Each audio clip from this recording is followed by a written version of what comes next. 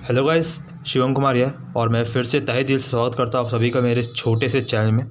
और ये है हमारे परसेंटेज चैप्टर का, जो हमने चैप्टर स्टार्ट किया था परसेंटेज प्रतिशत, उसका है ये लेक्चर नंबर 6। और जिन लोगों ने इससे पिछले 5 लेक्चर्स नहीं देखे, मैं उन सबको रेकमेंड करूँगा पहले आपको 5 लेक्चर्स देख के आएँ, फिर इस लेक्चर पे जंप करें टू गेट मैक्सिमम बेनिफिट। ठीक है, तो हमने कुछ कॉन्सेप्ट्स पढ़े थे। मैं एक आपको टू डू लिस्ट दिखा दूं। हमने फर्स्ट लेक्चर में हमने पढ़ा था स्टैंडर्ड फॉर्म, जिसमें हमने पढ़ा था कि हमने कैसे कन्वर्जन करते हैं percentage to fraction form, fraction form से परसेंटेज में या डेसिमल फॉर्म में कैसे कन्वर्ट करते हैं ना, वो सीखा था। फिर उस पर हमने कुछ वेराइटीज़ की थी क्वेश्चन की। ठीक है, फिर उसके अगले लेक्चर में हमने पढ़ा था कैलकुलेशन ऑफ परसेंटेज। ठीक है, कैसे क्या होता है पूरा डिराइव करके एकदम अप टू स्क्रैच, एकदम बिल्कुल स्क्रैच से लेके एडवांस तक कैसे एग्जाम में आते हैं हमारे क्वेश्चंस, कैसे कैसे क्वेश्चंस हमारे प्रीवियस ईयर क्वेश्चन में आए हैं, वो कराया था। उसके अगले लेक्चर में कराया था कॉन्सेप्ट ऑफ मल्टीप्लाइंग फैक्टर।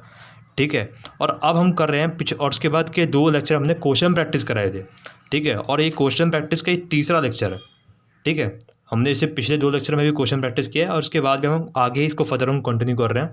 ठीक है, चूँकि आप प्रैक्टिस करना पड़ेगा अच्छा खासा, क्योंकि ये इंपॉर्टेंट है कि हम जो कॉन्सेप्ट सीख रहे हैं, हम जो भी शॉर्ट ट्रिक सीख रहे हैं, उसके साथ साथ हम पैरेलली साइमल्टेनियसली क्वेश्चन प्रैक्टिस भी लगाए, तभी फ़ायदा होगा और तभी एग्ज़ाम निकलेगा।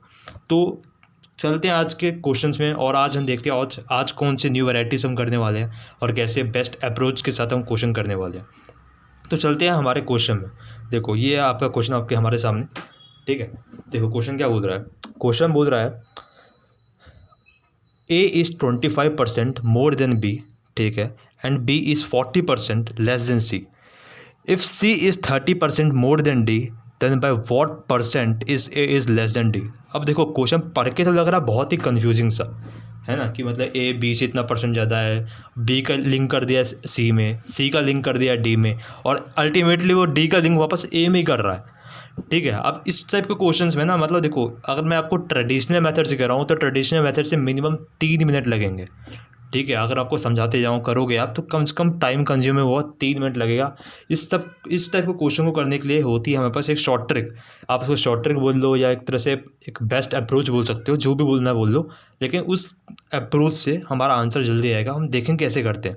देखो, इस टाइप के जो क्वेश्चन होते हैं ना, इसको बोलते हैं हम कंपेरिजनल अप्रोच। इस टाइप का क्वेश्चन जिसमें कंपेयर हो रहा था, मतलब ए का लिंक बी से बन रहा है, बी का लिंक सी से बन रहा है, सी का लिंक डी से बन रहा है, और अल्टीमेटली हमसे वापस डी का लिंक ए से बना रहा है वो, है ना, मतलब अल्टीमेटली एक चेन बना रहा है एक, है ना। तो इस टाइप के क्वेश्चन कैसे करेंगे, आप देखो कैसे करेंगे। क्वेश्चन फिर से पढ़ो। देखो यहाँ पे बात किसकी हो रही है। If A is 25% more than B is 40% less than C, if C is 30% more than D, then by what percent is A is less than D।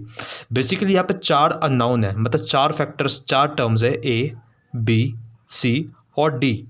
ठीक है, अब एक चीज़ तो ये होता है, मैं ट्रेडिशनल मेथड से करूँ तो ये बहुत लंबा जाएगा, मुझे एक एक चीज़ को सॉल्व करना पड़ेगा। 25% क्या होता है, 1/4 होता है, सॉरी मतलब 25/100, फिर उस हिसाब से करना पड़ेगा रेशियो मेथड से। लेकिन वो जैसे हमने इससे पिछले लेक्चर में क्वेश्चन किए थे, लेकिन पिछले लेक्चर में जो क्वेश्चन किए थे वो रेशियो मेथड से हम कर तो दिया था, लेकिन वो इस टाइप का चेन वाला क्वेश्चन नहीं था। स्पेशली जब भी ऐसा क्वेश्चन आ जाए जिसमें चेन बन रहा हो, तो हम कैसे करेंगे, ये देखो, हम करते हैं रेशियो निकाल के। हम क्या करेंगे, हम ए और बी का पहले रेशियो निकालेंगे। देखो, A/B निकालेंगे। अब हम क्यों कर रहे हैं ऐसा, मैं आपको बाद में समझाऊंगा। ठीक है, पहले आप देखो कि जो मैं कर रहा हूँ आपको समझ में आ रहा है कि नहीं, बस आप देखते जाओ। A/B निकालेंगे। देखो रिलेशन क्या दे रहा है A और B का। A जो है वो B से 25% मोर है। अब मैंने क्या बताया था कि 25% होता क्या है, 25/100, और 25/100 मतलब 1/4। अब इस चीज़ का मैथमेटिकल मीनिंग मैंने आपको बार बार समझाया, मैं फिर से समझा रहा हूँ कि 4 अगर बेस है, ये 4 is the base value, then the 25% of base value, यानी कि 4 का 25% जो होता है वो 1 होता है। मतलब अगर मैं B को 4 मान लूँ, अगर मैं B को 4 मान लूँ ना, तो A की वैल्यू क्या हो जाएगी। A क्या बोल रहा है, A is 25% more than B, मतलब इसमें 25% ऐड करना पड़ेगा, और 4 का 25% क्या है, 1, तो A की वैल्यू 5 हो जाएगा। ठीक है, तो इस तरह से हम इसको मैथमेटिकली इंटरप्रेट करते हैं। तो A/B क्या हो जाएगा, A/B क्या हो जाएगा, 5:4। ठीक है, अब हम निकालते हैं B/C। क्या निकालेंगे हम, B/C। अब B और C में रिलेशन देखो क्या है। B क्या बोल रहा है, B is 40% less than C। 40% क्या होता है? 40% is nothing but 40/100 and that is nothing but 2/5। इसका मतलब क्या बोल रहा है कि अगर C is 5 then B is 40% less than C, तो 3 हो जाएगा, है ना। तो इसका रेशियो क्या आ गया? इसका रेशियो हो गया 3:5। अब निकालेंगे हम C:D। ठीक है, C:D क्या हो रहा है? C:D क्या बोल रहा है? इनका रिलेशन ये दिया है कि C जो है वो D से 30% ज़्यादा है। मतलब 30% क्या होता है? अगर मैं दिखाऊँ आपको, 30% क्या होता है? 30% होता है 30/100। ठीक है, दैट इज़ अल्टीमेटली 3/10। तो मतलब अगर हमारा जो D है वो अगर 10 है तो C क्या हुआ है? C बोल रहा है वो 30% D से ज़्यादा है। इफ़ D इज़ 10 तो C इससे 30% ज़्यादा होगा, और D का 30% क्या है? नथिंग बट 3, तो उसमें 3 ऐड कर दो, 13। तो C:D का जो रेशियो है वो हो गया 13:10। अब इसको आप सिंपली ऐड कर दो। ठीक है, इसको आप सिंपली ऐड कर दो। अब देखो, जब भी रेशियो में ऐड होता है ना, तो जहाँ पे प्लस मतलब जहाँ पे सेम सेम दिख जाए वो कट जाता है, वो कैंसिल हो जाता है। जैसे बी कैंसिल हो जाएगा, ये सी कैंसिल हो जाएगा, ये 5 कैंसिल हो जाएगा। ठीक है, तो अल्टीमेटली हमारा पास बचा क्या? यहाँ पे बस ए बच गया, और यहाँ पे D बच गया। ठीक है, अब राइट हैंड साइड देखते हैं, और यहाँ पे क्या बच गया? जो बच गया इसको मल्टीप्लाई करना होता है। जैसे ये 5 कैंसिल हो गया, तो यहाँ पे बचा क्या? 3 और ये 13, तो 13 3 जा 39:2। 5 तो कैंसिल हो गया, 10 × 4 कर दो, 10 × 4 जो क्या होता है? 40। मतलब आप ये देखो कि हमारे पास A:D का रिलेशन आ गया, और हम लोग को निकालना भी क्या था? Then what percent A is less than D। हम लोग को अल्टीमेटली A और D का ही तो रिलेशन निकालना था। तो इसके लिए हमारे पास सबसे पहला हमारा फ़र्ज़ ये बनता था कि हमें A और D का रिलेशन निकालना है। इसलिए हमने A:B निकाला, B:C निकाला, C:D निकाला, दोनों को ऐड किया, अल्टीमेटली हमारे पास A:D आ गया जो हमें चाहिए था। अब करना क्या? अब हमको चेक करना है बस कि कितना परसेंटेज कम है A D से। तो A की वैल्यू क्या है? यहाँ पे 39 है, और B की वैल्यू क्या है? 40 है। अल्टीमेटली ये वैल्यू नहीं है, अल्टीमेटली इसका प्रोपोर्शन वैल्यू है। ठीक है, तो अब चेक करते हैं भाई कितना परसेंट कम है। तो हम देखे थे कि अगर चेक करना है कितना परसेंट कम है, तो दोनों को गैप देखो, 1 का गैप है। ठीक है, तो ये हमारा गेन वैल्यू हो गया। और बेस वैल्यू क्या है यहाँ पे? जिसके कंपैरिजन में निकाल रहे होते हैं हम। किसके कंपैरिजन में निकाल रहे हैं? देखो, इन चीज़ पे मैंने आपको पिछले लेक्चर में भी इंडल्ज किया था कि कैसे निकालते हैं परसेंटेज। ठीक है, जिन्होंने concept of calculating the percentage video, शायद लेक्चर नंबर 3 है हमारा, वो नहीं देखा पक्का देख के ही है। और इससे मैंने अगर जो लिंक अगर जो स्टार्टिंग से पढ़ रहा हो ना, उसको ये सब क्वेश्चन बिल्कुल आसानी से समझ आ रहे होंगे। ठीक है, तो बेस वैल्यू क्या होता है? जिसके रेस्पेक्ट में, जिसके कंपैरिजन में बात चल रही होती है। यहाँ पे किसके कंपैरिजन में बात हो रही है? डी के। बोले ना कि भाई ए डी से कितना परसेंट कम है या कितना परसेंट ज़्यादा है, इस तरह से पूछ रहा है। तो डी से बात चल रही है, डी की बात चल रही है, और डी की वैल्यू क्या है यहाँ पे? 40। A:D मतलब 39:40। तो डी की वैल्यू क्या है यहाँ पे? ये डी आपका, सॉरी यहाँ पे मैंने बी लिख दिया था, ये डी है, और डी की वैल्यू 40 है। अब कर दो उसको मल्टीप्लाई बाय 100, जो कि परसेंटेज फॉर्म में निकालना है। तो 0 से 0 कैंसिल, 5 2, दैट इज़ 2.5। 2.5 आ रहा है, that is option D is your correct answer. तो इस क्वेश्चन का आंसर हो गया ऑप्शन डी। ठीक है, ये क्वेश्चन बहुत इंपॉर्टेंट है, एग्जाम में आया हुआ क्वेश्चन है। ये अप्रोच आपको समझ में आनी चाहिए। अब इसको आप शॉर्ट ट्रिक बोल लो या जुगाड़ बोल लो या अप्रोच, जो बोलना बोल लो, लेकिन ये क्वेश्चन भाई बहुत इंपॉर्टेंट और बहुत बार क्वेश्चन आ चुका है। इसको बोलते हैं हम कंपैरिजनल अप्रोच। ठीक है, जिसको बोलते हैं लिंक्ड अप्रोच, जिसमें चेन बनता है, ए का लिंक बी से, बी का लिंक सी से, सी का लिंक डी से, और अल्टीमेटली वो डी का लिंक वापस ए से ही पूछ रहा होता है। ठीक है, तो इस टाइप का क्वेश्चन जब भी आए तो आपको इस तरह से करना है। अब मैंने आपको बताया था कि हमने इस मतलब रेशियो की निकाला, इसलिए निकाला चूँकि हम लोग को अल्टीमेटली ए और डी का रिलेशन चाहिए था। तो हमने ए और डी का रिलेशन इसी तरह निकाला। देखो, A:B निकाला, B:C निकाला, C:D निकाला, अल्टीमेटली सब कैंसिल होके देखो A:D ही आ गया। तो आपको उस तरह से आपको रेशियो निकालना है जिससे आपका जो रिजल्ट में आपका जो चीज़ क्वेश्चन में पूछा गया है वो चीज़ आपका आए। ठीक है, तो इस तरह से क्वेश्चन किया है, एक आप खुद से प्रैक्टिस करना, समझ में आ जाएगा। चलते हैं इसके नेक्स्ट वैरायटी ऑफ क्वेश्चन में, देखते हैं नेक्स्ट वैरायटी में कैसे करेंगे विद बेस्ट अप्रोच। तो चलते हैं हमारे नेक्स्ट वैरायटी ऑफ क्वेश्चन में। तो ये हमारा नेक्स्ट वैरायटी ऑफ क्वेश्चन। ये क्वेश्चन क्या बोल रहा है?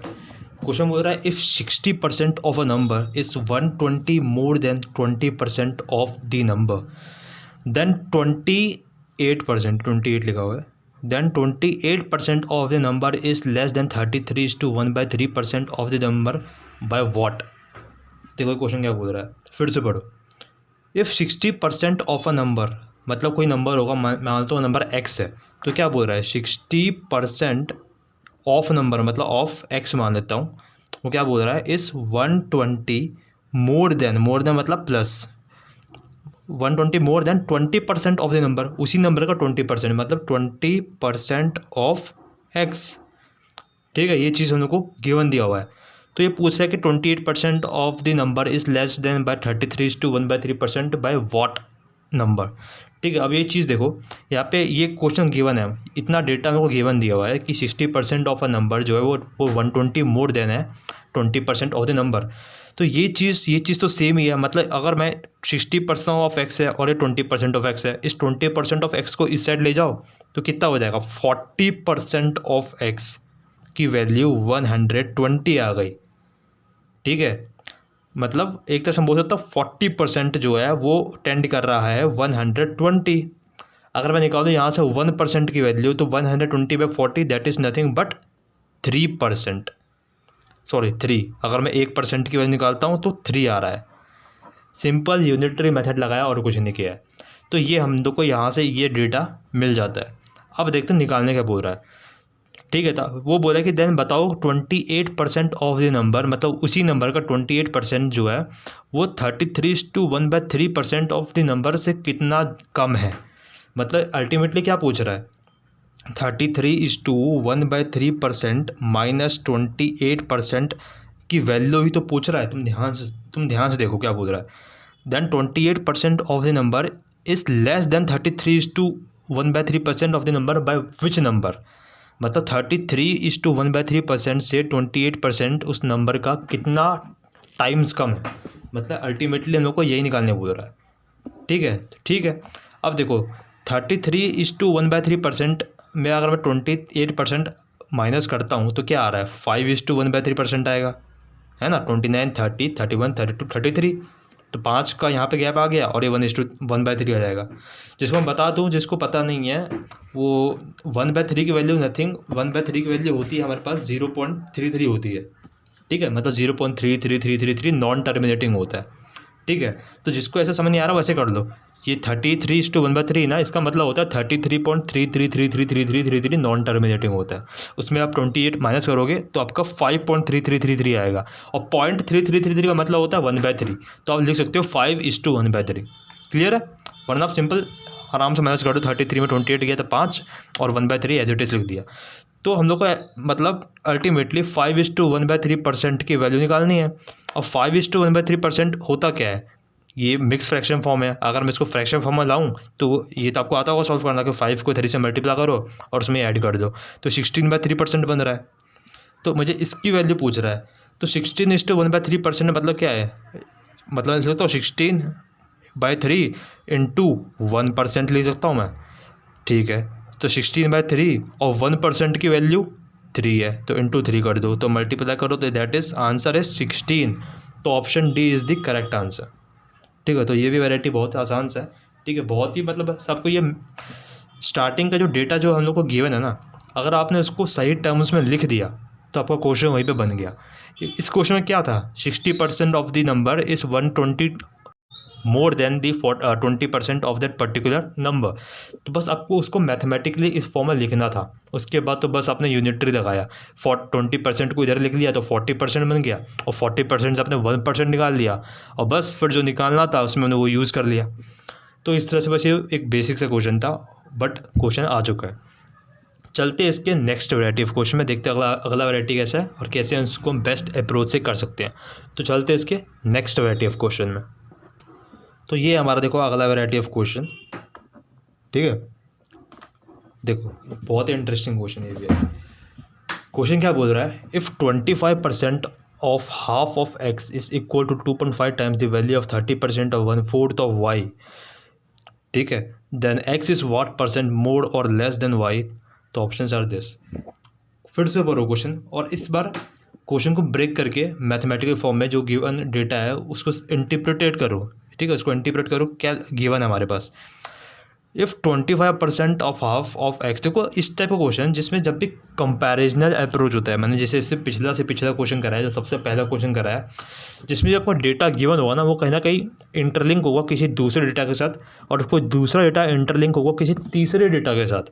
जैसे देखो ये क्या बोल रहा है, इफ़ 25%, एक तो ये डेटा दिया है, वो लिंक है हाफ ऑफ एक्स से, और वो लिंक किससे है, is equal to 2.5 times the value of 30% of 1/4 of X. मतलब हर चीज़ एक दूसरे से इंटरलिंक होते आ रही है। अब जैसे जैसे क्वेश्चन पढ़ते आओगे आपका बर्डन बढ़ते आएगा, ये इससे लिंक है, ये इससे लिंक है, तो आपको ये एक बार में समझ नहीं आएगा। आपको करना कि आपको जो चीज़ गिवन है ना पहले सेंटेंस में, उसको मैथमेटिकल फॉर्म में सिंप्लीफाई करके लिखो। क्या बोल रहा है, if 25% of half of x, ठीक है, मतलब क्या है 25/100, 25% क्या होता है 25/100, एंड 25/100 इज नथिंग बट 1/4, 1/4 लिख दिया। ऑफ मतलब क्या होता है मल्टीप्लाई, हाफ ऑफ एक्स मतलब x/2, यही बोल रहा है, ठीक है।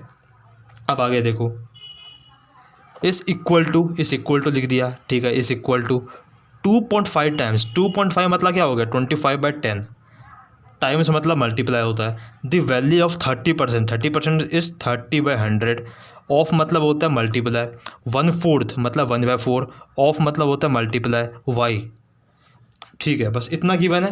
फिर अगले सेंटेंस में पूछ रहा है कि भाई बताओ x is what percent more और लेस देन वाई। मतलब जो गिवन चीज़ था वो तो ये था। अब इसको सिंप्लीफाई फॉर्म में लिख दो। ये क्या है, x/8 है, ये क्या है, ये 0 से 0 कैंसिल हो गया, और ये 5 2 जा 5 5 जा। तो बेसिकली क्या बन रहा है हमारा, ये जो बन रहा है, ये बन रहा है हमारा तो ये हो रहा है, देखो और क्या कुछ कैंसिल हो रहा है क्या, देखो ये 5/2 हो गया, इंटू ये हो गया हमारा 3/10, इंटू ये y/4, ठीक है। और ये भी कैंसिल हो रहा है, देखो 5 2 जा, ठीक है। तो क्या बन गया हमारा, x/8 is equal to 3y/4, 8 8 2 16, 3y/16 हो रहा है, क्लियर है। अब देखो ये 8 और ये 2 कैंसिल हो गया, तो x is equal to 3y/2 हो रहा है, ठीक है। तो हमारे पास x और y के बीच में एक रिलेशन आ गया। अब करो क्या, चूँकि आपको आगे भी क्या पूछ रहा है, आपको आगे पूछ क्या रहा है, x is what percent more और लेस देन y। मतलब आगे हमसे पूछ क्या रहा है, x और y के बीच में रिलेशन ही तो पूछ रहा है। तो हम क्या कर, और हमारे पास आ गया वो रिलेशन। आप बस इसको थोड़ा और सिंपलीफाई में लिख दो। आप इसको x/y निकाल लो, x है ही, y को नीचे ले जाओ, तो क्या आ रहा है 3/2 आ रहा है। x/y की वैल्यू क्या आ गई 3/2। अब हमसे पूछ रहा है कि x जो है वो y से कितना परसेंट ज़्यादा या कितना परसेंट कम है। तो भाई हम इससे पहले भी क्वेश्चन हमने किया है कि अगर हमें निकालना होता है कि कोई एक नंबर दूसरे नंबर से कितना परसेंट कम है ज़्यादा, तो कैसे करते हैं। इनके बीच में गैप देखो कितने का है, 1 का गैप है, तो हमारा गेन वैल्यू तो 1 आ गया, सॉरी कट गया था थोड़ा, ये देखो, तो इनके बीच में गैप कितने का है 1 का है, तो गेन वैल्यू 1 आ गया। और नीचे लिखते हैं बेस वैल्यू। बेस वैल्यू क्या होता है, जिसके कंपैरिजन में बात चल रही होती है। तो क्वेश्चन में किसके कंपैरिजन में निकाल रहा है, क्वेश्चन में बोल रहा है कि कितना परसेंट ज़्यादा कम है y से। तो y की वैल्यू क्या है इधर 2 इंटू 100 कर दो, तो क्या आ गया आपको 50% आया। अब ऑप्शन में देखो, ऑप्शन में आप क्या लिखोगे, 50% लेस आ रहा है, 50% मोर आ रहा है। क्योंकि क्वेश्चन में आपसे स्पेसिफाई तो किया नहीं, क्वेश्चन तो पूछ रहा है कि बताओ x is what percent more और लेस देन y। तो आपको कैसे पता चलेगा कि 50% जो आया आपका वो ज़्यादा आ रहा है कि कम आ रहा है। अब खुद देखो ना, x/y की वैल्यू जो है वो 3:2 है। मतलब x जो है वो y से ज़्यादा ही तो आ रहा है। x की वैल्यू 3 को टेंड कर रही है, y की वैल्यू 2 को टेंड कर रही है, मतलब x की वैल्यू y से 1 ज़्यादा है। मतलब ऑब्वियस सी बात है कि x की जो परसेंटेज होगी y के परसेंटेज से ज़्यादा होगी, ठीक है। तो हमने परसेंटेज निकाल दिया। अब डिसाइड करना कि ज़्यादा हो रहा है कम हो रहा है, तो ऑब्वियस सी बात है वो ज़्यादा हो रहा है, ठीक है। तो option D 50% more is the correct answer. तो option D will be the correct answer, ठीक है। तो इन वैराइटीज़ को बोलते हैं हम कंपैरिजनल अप्रोच के क्वेश्चन, जिसमें हम लोग के चेन बनते हैं। एक वैल्यू का लिंक होता है दूसरे वैल्यू से, उस वैल्यू का लिंक होता है किसी तीसरे डेटा से, और ऐसे करके सारे डेटा अपने आपस में लिंक होते हैं। और फिर कहीं ना कहीं आपसे उसी डेटा के बीच से कोई एक लिंक बना के आपसे पूछेगा भाई बताओ ये क्या होता है, ठीक है। वही तो किया, देखो 25% का लिंक हाफ ऑफ एक्स से बनाया, जो कि इक्वल है 2.5 times the 30% of 1/4 of X, 1/4 of Y. तो बताओ भाई एक्स कितना परसेंट ज़्यादा है कम है वाई से। तो सिंपल सी बात है, बस इस तरह से ये आपको अप्रोच रखना है, ठीक है। अगर आप ध्यान से देखो तो अभी हमने जितने भी क्वेश्चन किए, 3-4 क्वेश्चन किए, सब में एक ही अप्रोच लग रहा है। ठीक है, क्वेश्चन को टाइप करने का बस मेथड अलग कर दिया है, लेकिन पूछ वही चीज़ रहा है, बस डेटा अलग कर दिया है। अगर आप ध्यान से देखो, अगर आप फील कर रहे हो मैथ्स को, तो आपको चीज़ समझ में आ जाएगी। आपको एक चीज़ क्लिक कर जाना चाहिए एग्ज़ाम में। ठीक है, कि किस अप्रोच पे आया क्वेश्चन, किस वैरायटी पे आया है, और कौन सा बेस्ट मेथड होगा आपको उस टाइम पे आपको पिकअप करने के लिए। और ये चीज़ कब आएगी, जब आप मैक्सिमम प्रैक्टिस करोगे, मैक्सिमम रिवाइज करोगे। तो आपसे दरख्वास्त है मेरी कि आप लोग जो क्वेश्चन जो मैं करा रहा हूँ, एक बात तो लेक्चर के साथ साथ कर रहे हो, ठीक है, उस टाइम आपको मात्र 20 से 30% समझ में आएगा, हो सकता है उससे भी कम, उससे ज़्यादा आ रहा है तो बहुत अच्छी बात है। एक जैसे ही लेक्चर ख़त्म हो, उसके बाद आपका फ़र्ज़ बनता है कि आप सबसे पहले इस क्वेश्चंस को फिर से रिवाइज़ करो अपने मन से, और फिर अगर फिर डाउट हो फिर वीडियो देखो। ठीक है, अगर आप ये सोच रहे हो कि वीडियो के साथ साथ आपने क्वेश्चन देख लिया और आपको समझ में आ जाएगा, एग्जाम में कर लोगे, तो ऐसा कभी नहीं होने वाला। ठीक है, तो इस टाइप से करना है आपको। चलते इसके नेक्स्ट वैरायटी ऑफ क्वेश्चन में देखते हैं वो कैसा हो सकता है। तो ये हमारा नेक्स्ट वैरायटी ऑफ क्वेश्चन, और ये हमारा आज का लास्ट वैरायटी है, जो कि कंपैरिजन अप्रोच। जो ये अप्रोच है, इसमें इतनी वैरायटी बनती है, इतनी पॉसिबिलिटी बनती है। ठीक है, तो हम धीरे धीरे हम क्वेश्चन के वैरायटीज़ की तरफ जा रहे हैं, क्योंकि अगर मैं एक ही बार आपको सारे वैरायटीज़ बता दूँ तो ये बहुत ही मिक्सअप हो जाएगा और आपको कन्फ्यूजन और बढ़ जाएगी। तो मेरा टारगेट है कि धीरे धीरे करें, एक लंबी जर्नी है तो एक साथ तय करेंगे। ठीक है, मैं भी प्रिपेयर कर रहा हूँ और मुझसे जितना बन सकता है मैं आपकी हेल्प कर रहा हूँ। आपका फ़र्ज़ बनता है आपको ये लेक्चर देखना, पढ़ना और सीखना। ठीक है, तो देखो, A is 20% less than B and C is 30% more than D। If D is 25% less than A, then which of the following is true. तो फिर से वही कंपैरिजन अप्रोच हो रहा है। एक डेटा का लिंक दूसरे से, दूसरे डेटा का लिंक तीसरे से, और तीसरे डेटा का लिंक चौथे से बना रहा है। तो फिर से वही अप्रोच को फॉलो करेंगे। ठीक है, कैसे हम पहचानें कि उसी अप्रोच से करना है? खुद देखो, लिंक एक का दूसरे से, दूसरे का तीसरे से, तीसरे का चौथे से, मतलब सब इंटरलिंक्ड है। और उसी इंटरलिंक्ड में से किसी एक लिंक पे आपका क्वेश्चन आ गया कि क्या पूछ रहा है, then which of the following is true. मतलब देखो, लिंक पूछ रहा है सी और बी में, या बी और सी का, मतलब बेसिकली बी और सी की बात चल रही है ऑप्शन में देख के। तो अब करेंगे किसे? If A is 20% less than B, ये बोल रहा है। पहले 4 चीज़ है, ए है, बी है, सी है और डी है। तो मैंने लिख दिया A B C D. Clear है? अब देखो, अब यहाँ पे बोल रहा है कि A is 20% less than B, मतलब बी अगर 100% होगा तो उससे 20% कम होगा, that is 80%। And C is 30% more than D. ठीक है, और D is 25% less than A. तो एक चीज़ ध्यान रखना कि क्या बोला, C is 30% more than D. तो आप बहुत अच्छा क्या करेंगे, डी को 100 कर देंगे और सी को 130 कर देंगे। नहीं, क्योंकि इसका आगे क्या बोला है, इसका आगे एक चीज़ और बोल रहा है कि डी जो है 25% है ए का, मतलब डी जो वो ए से 25% लेस है। मतलब पहले हम डी की वैल्यू निकालेंगे, उसके बाद हम सी की वैल्यू निकालेंगे। तो डी जो है वो ए से 25% लेस है, मतलब 80 माइनस 25/100 इंटू 80 करेंगे। ठीक है, तो ये क्या होगा, 80 माइनस 25/100 क्या होता है, 1/4 इंटू 80। तो डैट इज़ ये हो जाएगा आपका 20, ये हो जाएगा 60। डी की वैल्यू आ गई 60। ठीक है, अब बोल रहा है C is 30% more than D.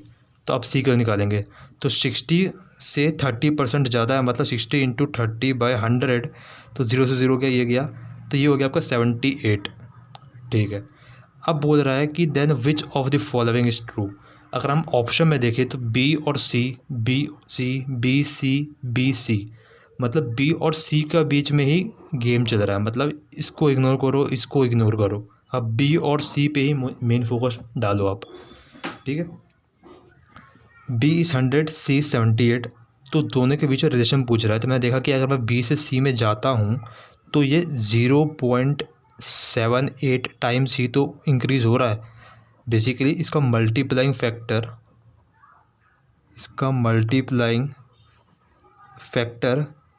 0.78 ही तो है। और मल्टीप्लाइंग फैक्टर होता क्या है, मैंने इस पर डेडिकेटेड लेक्चर बनाया, लेक्चर नंबर 3 या 4 होगा, आप चेक कर लेना।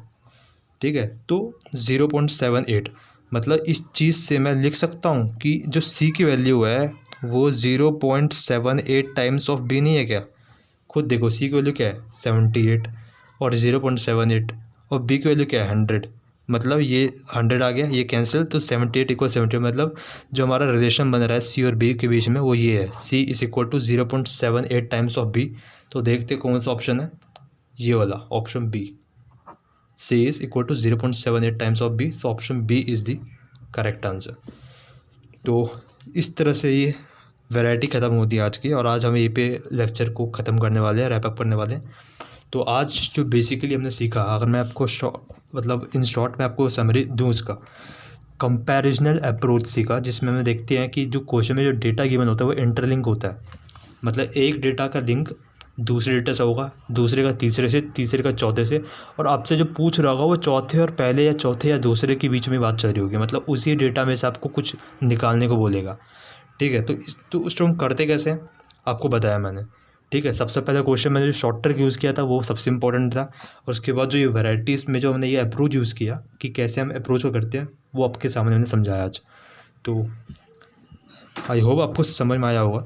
ठीक है, और आपको अगर फ़ायदा हुआ है जितना भी मैंने आपको पढ़ाया है, लगता है कि थोड़ा मोड़ा भी फ़ायदा हुआ आपको एग्ज़ाम के लिए, अगर आपको एक और एग्ज़ाम की तरफ आपको एक स्टेप और पास आ गया आपको, मुझे अगर लगता है पढ़ के, तो शेयर करें इस लेक्चर को बाकी नीडी स्टूडेंट्स के साथ। आप भले सब्सक्राइब ना करें, आप लाइक ना करें, मैं ऐसा बोलता भी नहीं हूँ, लेकिन आप शेयर करें, मेरे पास इतनी सी रिक्वेस्ट है आप लोगों से, सो दैट जो मैंने सोच के चैनल खोला है वो सक्सेस हो जाए। ठीक है, तो नेक्स्ट लेक्चर में भी हम करेंगे और न्यू वैराइटीज़ को एक्सप्लोर। ठीक है, अभी आने वाले लेक्चर में लगातार क्वेश्चन प्रैक्टिस करेंगे।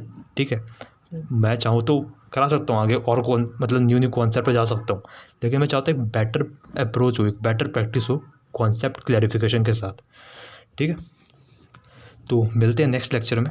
ठीक है, और हम और न्यू वैराइटीज़ को हम एक्सप्लोर करने वाले हैं और न्यू शॉर्ट ट्रिक्स सीखने वाले हैं।